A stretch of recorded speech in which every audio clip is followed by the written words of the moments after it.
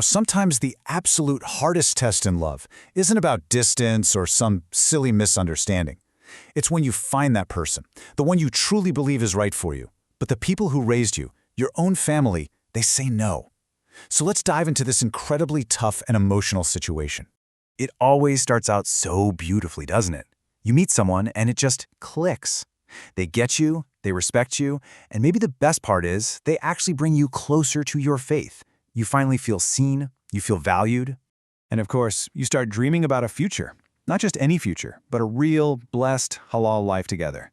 The path forward seems so clear, you know?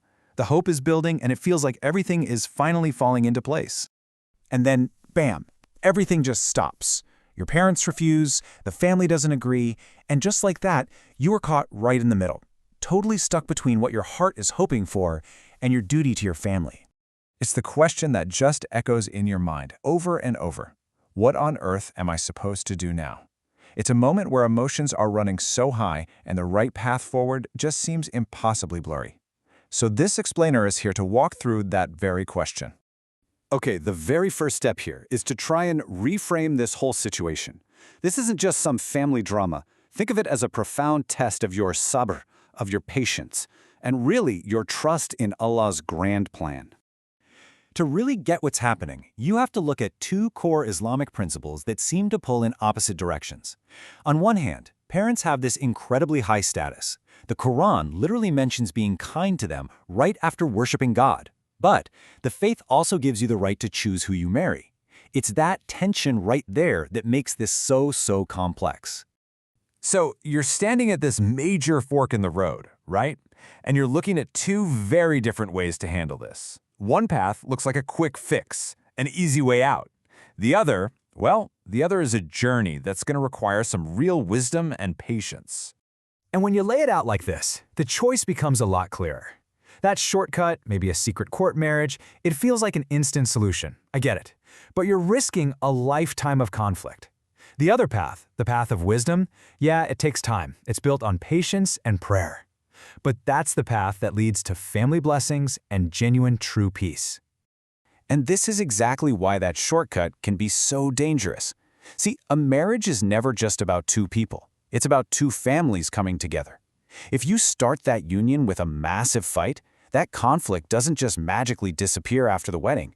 It becomes this heavy weight that the relationship has to carry, sometimes for years and years.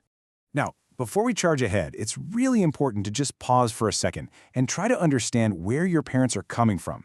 Instead of just reacting with frustration, let's try to look at their perspective with a little bit of empathy. Their reasons can be all over the place. Sometimes, with the wisdom of age, they genuinely see a red flag you can, like a clash in core values or some long-term compatibility issue. Other times their no might be coming from a place of fear, or maybe they're feeling pressure from the culture or community. It could even be a way to test just how serious you are. And yeah, let's be real, it's also entirely possible that they're just mistaken. Okay, so understanding the problem is one thing, but what are the actual practical things you can do? Let's talk about the path of patience and how you can use it to build a much better foundation. Here are the three pillars of this whole approach. Number one, talk to your parents, but you have to do it with the absolute most respect and calmness you can find. Number two, you have to actually listen to what they're worried about without getting all defensive. And third, turn to sincere prayer, to dua. This combination honors your family while you're also seeking guidance from above.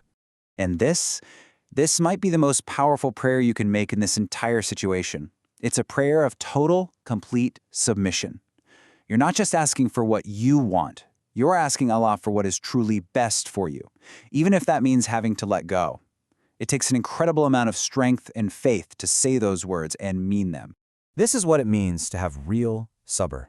The waiting isn't just you sitting around doing nothing. No, it's an active state of being. It's the process of putting your complete and total trust in a higher plan while you're navigating all this uncertainty. And that brings us to the ultimate goal, right? It's about finding peace, not necessarily in getting the outcome you want, but in surrendering that outcome to God. It's about trusting that there's a wisdom at play here that you might not be able to see just yet. You have to hold on to this powerful reassurance. If this person is truly written for you, if they are your destiny, then Allah will make a way. He can soften hearts. He can open doors you never ever thought possible. A path will be made that doesn't force you to choose between your faith and your family. But what if it doesn't work out? What if after all the patience, all the prayer, the answer is still no? This is where that trust becomes everything. You have to believe that this isn't a rejection, but a form of protection. It's a quiet mercy, saving you from a future you can't see, but that He, in His infinite wisdom, already knows all about. And really, this is the ultimate takeaway. The love that is truly written for you, the one that comes with blessings, it will not demand that you cut off your family to get it. Real, true love should bring people together, not tear them apart. So as we wrap this up, I just want to leave you with this one question to think about. Look at the decisions you're considering, that shortcut versus the journey. Which path is genuinely leading you towards a lasting, real peace for your heart, for your family, and for your faith? The answer to that question, well, that's what's going to guide you forward.